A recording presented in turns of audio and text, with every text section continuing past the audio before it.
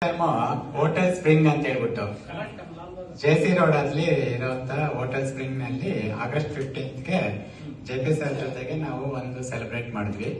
ಅದು ತುಂಬಾ ಚೆನ್ನಾಗಿತ್ತು. ಬೆಳಗ್ಗೆ 10 ಗಂಟೆಯಿಂದ ಸಂಜೆ 5 ಗಂಟೆವರೆಗೂ ಇದೇ ತರನೇ ಇತ್ತು. ಇವಾಗ ಪ್ರಮೋದ್ ಹೇಳಿದ್ರು ವೇಸ್ಟ್ ಪೇಪರ್ ಅಂತ ನ್ಯೂಸ್ ಪೇಪರ್ ಕೊಟ್ಟಿದ್ರು.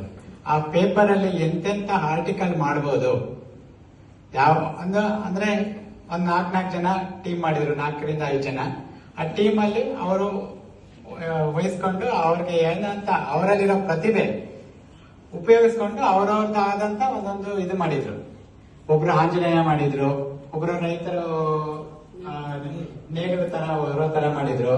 ಅದ್ರಲ್ಲಿ ನನಗೂ ಒಂದು ಬುಕ್ ಪ್ರಶಸ್ತಿ ಬಂದಿತ್ತು.